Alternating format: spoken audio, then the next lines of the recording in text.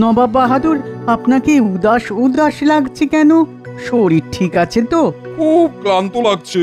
সবার বিচার করতে করতে আর বিচার করতে ইচ্ছেই করছে না। জীবনটা আমার নুন ছাড়া রান্নার মতন হয়ে গেছে। একটু নুন দরকার, বুঝলে উজির? আচ্ছা উজির, নুন কোথায় পাই? নুন? নুন? নুন কোথায় পাই বলুন তো? আরে আমি তো তোমাকে জিজ্ঞেস করলাম, উল্টে তুমি আমাকে প্রশ্ন করছো। শুনুন নবাব বাহাদুর, কিছুদিন না একটু কোনো জায়গা থেকে ঘুরে আসুন। ভেবেছো ভালোই, কিন্তু প্রশ্ন একটাই, কোথা থেকে ঘুরে আসবো?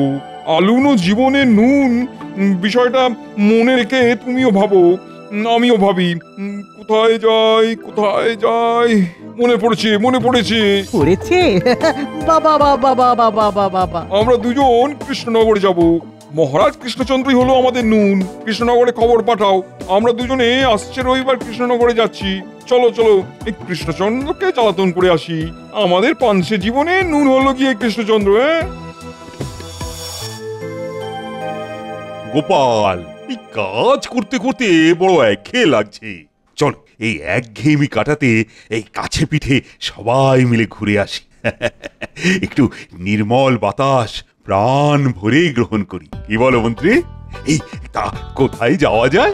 সবাই কি বলে দেখি, আমি আমার রায় জানাবো সবার শেষে। দেখা হোক অরণ্য, হয়ে যাই বন্য, আছে নির্মল বাতাস, কেটে যাবে সব হতাশ। বাহ বাহ বাহ, ভালোই বলেছো তো কবি, কিন্তু আমি চাইছি একটা নতুন কিছু। পাহাড়ের বাহার কেমন লাগবে মহারাজ? পাহাড় আমার খুব প্রিয়, কিন্তু আমি চাইছি একটা নতুন কিছু। নতুন তো আমার কাছে আছে। যখন আমি আমার কথা বলবো তখন সবাই চমকে যাবে। মহারাজ, আমাদের কৃষ্ণনগরেই কত কি অদেখা রয়ে গেছে। যদি আমরা রাজধানী ছেড়ে কিছুদিন পল্লীগ্রামে যাই, ওখানেই তাঁবু খাটিয়ে থাকি, তবে কেমন হয়? আমি সবার কথা শুনবো, তারপর আমি আমার রায় জানাবো। বলো বলো, তোমার কোথায় যাবার ইচ্ছে? আমরা পাহাড় জঙ্গল ঘুরেছি, নদী সমুদ্র অনেক দেখেছি, কিন্তু যেটা দেখিনি সেটার কথাই আনি এখন। এই ভনিতা না করে তাড়াতাড়ি বলো তো। আমরা সমুদ্রের নিচে যাব। মানে একটা অদ্ভুত কথা ঢুকলো আমার কানে। সমুদ্রের নিচে? এই, এই, এই, কি বলে আবার বলো দেখি। আমরা সমুদ্রের নিচে প্রবালের দেশে যাব। আপনি নতুনত্ব চেয়েছিলেন মহারাজ। কিভাবে যাব আমরা? বিজ্ঞানীকে বলবো এমন একটা গাড়ি বানাতে যেটাতে আমরা সবাই বসে আনন্দে সমুদ্রের নিচে বেড়াতে পারবো। এই বিজ্ঞানী, গাড়িটা কতদিনের মধ্যে বানাতে পারবে? অনুমতি পেলে 2 বছর লাগবে। তাহলে মহারাজ আমাদের বেড়াতে যাওয়াটা 2 বছর পরেই হবে, কি মহারাজ? মন্ত্রী, তুমি থামো তো। আমার তো মাথা ঘুরতে শুরু করেছে এই তোমার কথা শুনে। বলিহারি ভ্রমণ পরিকল্পনা আপনার মন্ত্রী মশাই, অসাধারণ। নবাবের দূত এসেছে, আপনার সাথে দেখা করতে চায়। হলো, মন্ত্রীর গুঁতো হজম হতে না হতেই নবাব বাহাদুরের গুঁতো এসে গেল। কি জ্বালা বলো দেখি। আমার গুঁতো কিরকম? এই তুমি থামো তো, আগে নবাব বাহাদুরের গুঁতো সামলাই, তারপর তোমায় দেখছি। ডাকো ডাকো, দুধকে ডাকো। এই নবাব বাহাদুর এলি কিছু না কিছু ঝামেলা তৈরি হয়। দেখি দেখি এবার আমার ভাগ্যে কি লেখা আছে। তাহলে ভ্রমণের বিষয়টা? এই তুমি থামো তো, আমি মরছি নিজের জ্বালায়, পঞ্চা আমার গোঁপ রেখেছে। এই তুমি এখন মুখে আঙুল দিয়ে চুপ করে দাঁড়িয়ে থাকো, মোটেই কথা বলবে না। প্রণাম মহারাজ। বলো বলো দূত, নবাব বাহাদুর কি সংবাদ পাঠিয়েছেন? নবাব বাহাদুর হাওয়া বদল করতে কৃষ্ণনগরে আসবেন সামনের রবিবার। নবাব বাহাদুরের থাকার সুবন্দোবস্ত করতে হবে। আমি এই সংবাদ দেবার জন্য এসেছি মহারাজ। কোথায় ভাবলাম আমি একটু হাওয়া বদল করতে যাব, তা নয়, আমার ঘাড়ে নবাব এসে জুটল। এই তো খুব ভালো কথা, অনেকদিন পর নবাব বাহাদুরের পায়ে ধুলো পড়বে। তাহলে সামনের রবিবার আমাদের নবাব বাহাদুর আর উজির আসছেন। এই একটা সুযোগ নবাব বাহাদুরের সাথে ঝুলে পড়া। যেমন করে হোক নবাব বাহাদুরের কাছে কাছে থাকতে হবে। নবাব বাহাদুরকে জানিয়ে দিও কৃষ্ণনগরের রাজা তার আসার প্রতীক্ষায় পথ গুনছে। প্রণাম মহারাজ, আমি আপনার কথা নবাব বাহাদুরকে জানিয়ে দেব।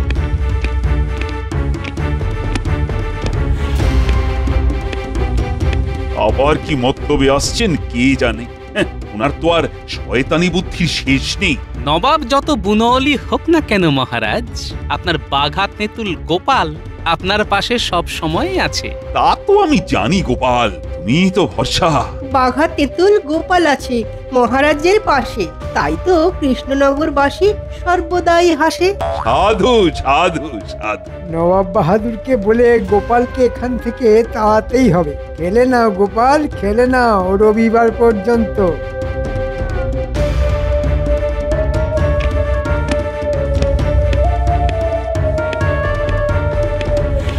কি খবর কৃষ্ণচন্দ্র? আমার আসার খবর পেয়ে কি বললো? আপনার আসার খবর পেয়ে মহারাজ খুব খুশি। উনি আপনার আসার অপেক্ষায় আছেন। বলো কি উজির, তোমার কি মনে হয়? খুব সহজ সমীকরণ জাহাপনা। ভয় ভয় ভয় মাঝে মাঝে ভক্তি এনে দেয় কিনা জাহাপনা। তুমি ঠিক বলেছো, কৃষ্ণচন্দ্র আমাকে ভয় পায়। ভয় পেলেই আমার সুবিধা, খুব সহজে ওকে নিয়ে মজা করতে পারবো। দিন কয়েক জ্বালাতন করে বেশ মজাতেই কাটবে, কি বলো? ওই ওই একজনকেই একটু যা ভয়। তুমি গোপালের কথা বলছো তো? হ্যাঁ, এটা তুমি একবারে সঠিক বলেছো। তবে আমিও বুদ্ধিতে শান দিয়েই যাব। আমার লক্ষ্য কৃষ্ণচন্দ্র, কিন্তু লড়াইটা হবে আমাদের গোপালের সাথেই। ঠিক বলেছেন জাহাপনা। মহারাজ, আমাদের হাতে কিন্তু খুব বেশি সময় নেই। আমাদের আজ থেকেই, মানে এখন থেকেই লেগে পড়তে হবে। মন্ত্রী, কিছু নতুন কথা বল, ওটা আমার ইতিমধ্যেই জানা আছে। না মানে আমি আপনার মন্ত্রী, তো মন্ত্রণা দেওয়া আমার কাজ। মন্ত্রণা না যন্ত্রণা? তুমি পাপো থামো না। মন্ত্রীমশাই, আপনি বরং সমুদ্রের নিচের প্রবাল নবাব বাহাদুরকে কিভাবে দেখানো যায় সেটা ভাবুন।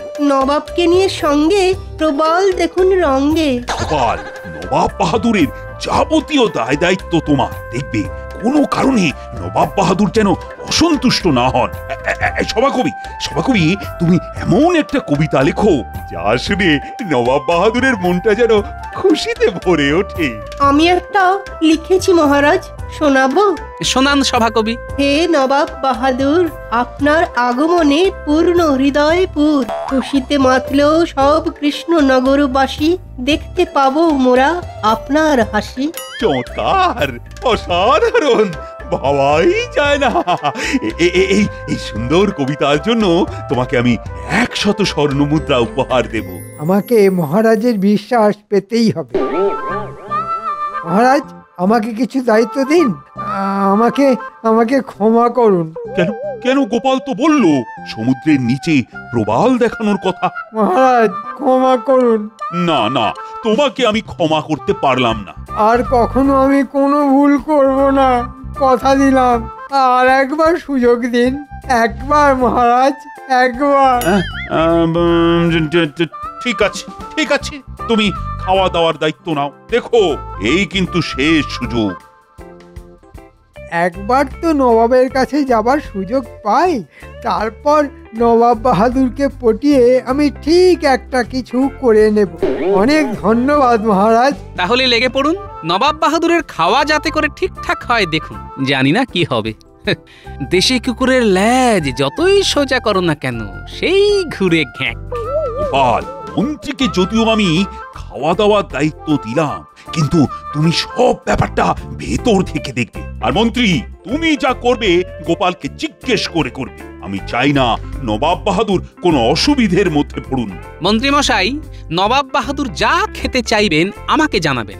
আমাদের মহারাজের যেন অপযশ না হয়। নিশ্চয়ই গোপাল, মহারাজের অপমান মানে আমাদের সবার অপমান, সবার অপমান মানে আমাদের রাজ্যের অপমান, আর রাজ্যের অপমান মানে। থামো থামো, অনেক হয়েছে। তোমাকে যতটুকু বলা হয়েছে ঠিক ততটুকুই করো। নাও নাও, এবার কাজে লেগে পড়ো।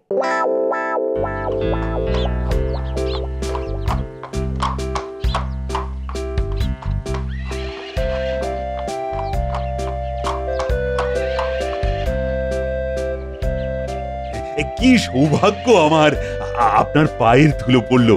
আমি তো ধন্য হলাম। তুমি তো ধন্য হলে, আমি ধন্য হলাম কিনা সেটা তো দেখতে হবে। সেটা তো আমাদের আতিথেয়তা দেখলেই প্রমাণ পাবেন নবাব বাহাদুর। হে নবাব বাহাদুর, আপনার আগমনে পূর্ণ হৃদয়পুর। খুশিতে মাতল সবে কৃষ্ণনগরবাসী, দেখতে পেলাম আবার মোরা আপনার মুখে হাসি। ওহ কি আওয়াজ, বহুত খুব। আমি ধন্য হলাম নবাব বাহাদুর। জাহাপানা, আমরা কি এখানেই দাঁড়িয়ে থাকবো? না না, সে কি, আসুন আসুন, আপনাদের আহার ও শয্যা প্রস্তুত। এই ঘরটা আপনার নবাব বাহাদুর, আর আপনার পাশের ঘরটা আপনার উজিরের। গোপাল, নবাব বাহাদুরের আহার প্রস্তুত তো? হ্যাঁ, প্রস্তুত মহারাজ। আমাদের দুজনের খাবার আমার ঘরেই নিয়ে এসো। আমি এক্ষুনি ব্যবস্থা করছি। আমি আর আমার উজির এক ঘরে থাকবো। আমার ঘরে উজিরের খাট পাঠাবার ব্যবস্থা করে দাও। ঠিক আছে ঠিক আছে, আপনি যেভাবে ইচ্ছে থাকুন। সে কি, একসাথে কেন?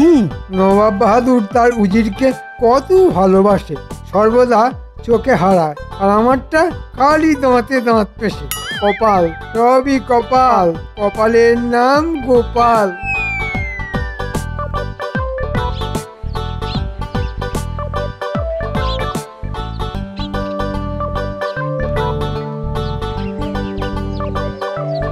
কি গো, এত দেরি? এই কদিন একটু ফিরতে দেরি হবে গিন্নি। নবাব বাহাদুর এসেছেন মুর্শিদাবাদ থেকে। কদিন থাকবে গো? জানি না গিন্নি, নবাব বাহাদুর কতদিন আমাদের মহারাজকে জ্বালাবে। এই কটা দিন তুমি আমার জন্য না খেয়ে থেকো না, বুঝলে? আমার খাবারটা বেড়ে রেখো, আমি কখন আসি। যাই, স্নান করে আসি।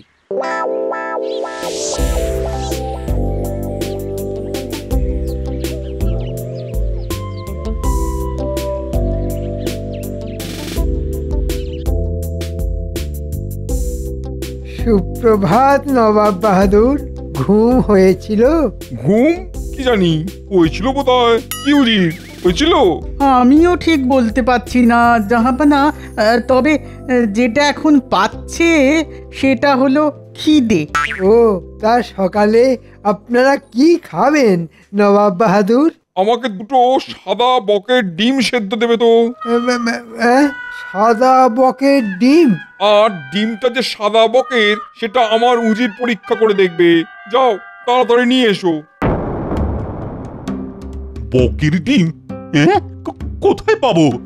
তা তো জানি না মহারাজ, কিন্তু উনি ওটাই খাবেন। ও, এ তো মহা জ্বালা হলো। নবাব বাহাদুর কি এইভাবে জ্বালাবে? গোপাল কোথায়? গোপাল! আমি এসে গেছি মহারাজ। শুনেছো গোপাল, বড় বিপদ। কি হলো? বকের ডিম, সাদা বকের ডিম নবাব খাবে। তাহলেই বোঝো মন্ত্রীকে কোথায় পাঠাই, কোথায় গেলে সাদা বকের ডিম পাওয়া যাবে। মহারাজ, মহারাজ, আমার মনে পড়েছে, মনে পড়েছে, ওই দিঘিতে সাদা বক আসে। আমি ওখানে একবার খোঁজ করি। ও মন্ত্রী, এই তুমি তোমার বুদ্ধিটা কোথায় রেখে আসো বলো তো? তোমার জন্য সাদা বকই দিঘির পাড়ে ডিম পেড়ে বসে আছে। যত সব। ও গোপাল, ও গোপাল, এখন কি উপায়? হাঁসের ডিম সেদ্ধ করে নবাবকে দিন, আর একটা সাদা ধবধবে হাঁস জোগাড় করে রাখুন। বলো কি গোপাল, হাঁস? তারপর আমি বুঝে নেব। তাহলে কি করব? ওই ওই ওই গোপাল যা বললো, আর সাদা ধবধবে একটা হাঁস।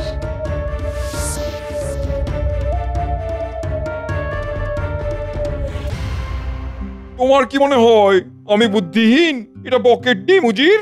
বলুন জাহাপানা। এটা কিসের ডিম দেখে বলো। দেখার কি আছে? আমি তো না দেখেই বলে দেব যে এটা হাঁসের ডিম। এটা বকের ডিম উজির, সাদা বকের ডিম। গোপাল, তুমি মিথ্যা তর্ক করছো। তুমি প্রমাণ করতে পারবে তো যে এটা বকের ডিম? পারবো।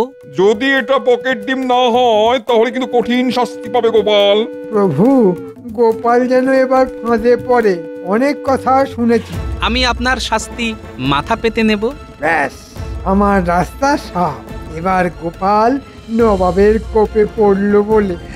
গোপাল, গোপাল ঠিক বেরিয়ে আসবে। ওর বুদ্ধির উপর আমার ভীষণ আস্থা।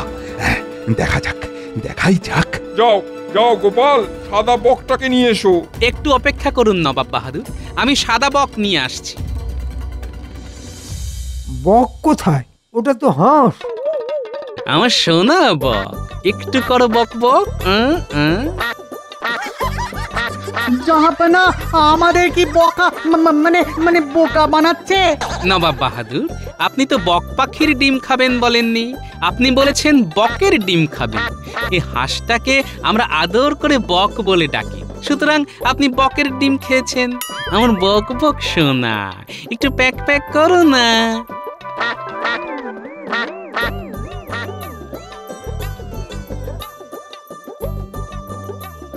এটা কি রকম হলো জাহাপানা, হাঁসকে বক বলে চালিয়ে দিল?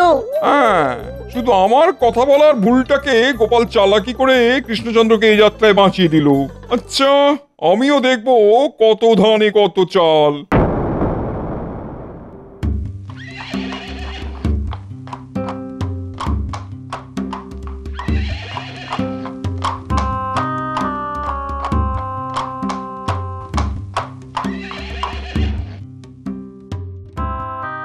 তোমার রাজ্য অত্যন্ত অপরিষ্কার। কেন? প্রজাদের সাথে কথা বলতে বলতে জানতে পারলাম তাদের সুখ সুবিধা দেখা হচ্ছে না। আপনার কাজ খুবই হতাশাজনক। আমি কাল পশ্চিম দিকে যাব, দেখবো ওখানকার ব্যবস্থাও কেমন। এই সুযোগটাকে কাজে লাগাতেই হবে। চলো উজির।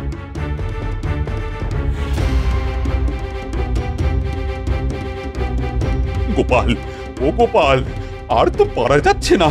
এ তো পায়ে পা তুলে ঝগড়া করা। কিছু একটা করো। দেখছি মহারাজ, এখন চলুন রাজসভায়, সবার সাথে আলোচনা প্রয়োজন।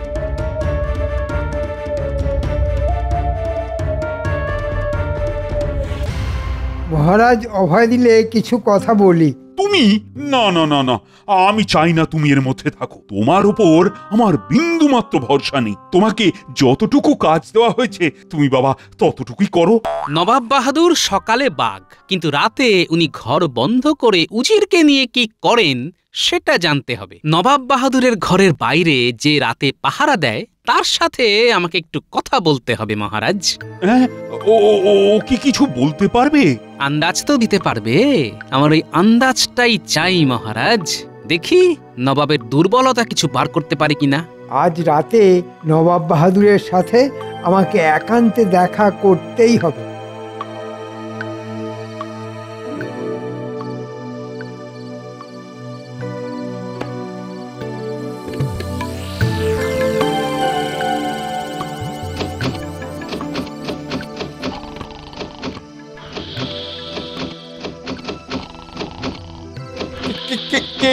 কে? আমি। দরজা খুলুন, কথা আছে। যা কথা সব সকালে, এখন দরজা খুলতে পারবো না। বুঝলাম নবাব বাহাদুর, আপনার দৌড়। এবার আমার খেলা। খবরটা ঠিকঠাক দেবার জন্য তোমাকে ধন্যবাদ।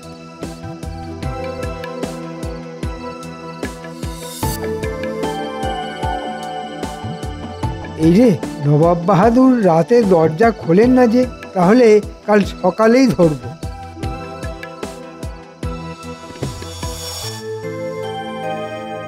মহারাজ, ওষুধ পেয়ে গেছি, আজ রাতেই ওষুধ পড়বে।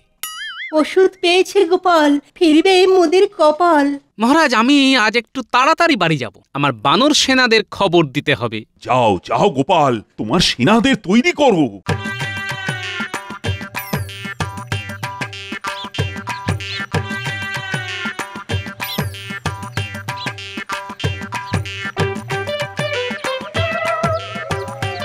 এই তোরা শোন এদিকে। উল্টে শোন, আজ রাতে তোদের একটু কাজ আছে, বুঝলি? কি কাজ দাদু? ব্যাস, আর কিচ্ছু করতে হবে না, পারবি তো? ও তুমি কিচ্ছু ভেবো না। উফ, আজ খুব গরম। দক্ষিণের জানলাটা একটু খুলে দিই। না না না না, একদম নয়। নিশির ডাক। আমি তো আছি।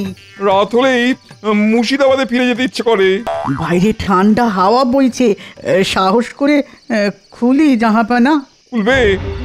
তবে কোনো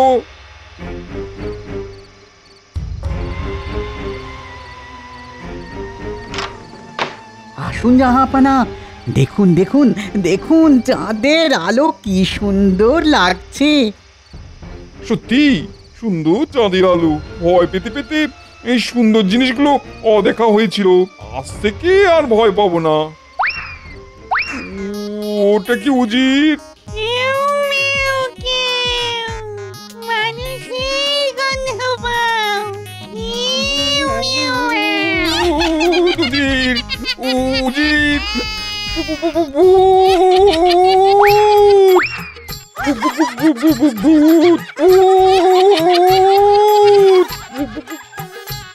চল, কাজ হয়ে গেছে, আমরা বাড়ি যাই। আর একটু ভয় দেখাবো দাদু? না না না, তাহলে বদ হজম হয়ে যাবে। যা হয়েছে যথেষ্ট, এখন চল।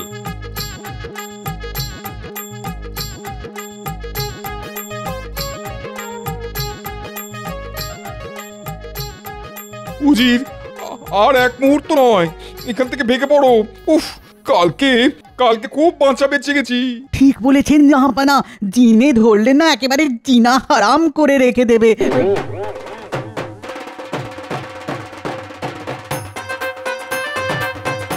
কোচওয়ান কোচওয়ান, চলো চলো চলো চলো, আর এক মুহূর্ত নয়, চলো।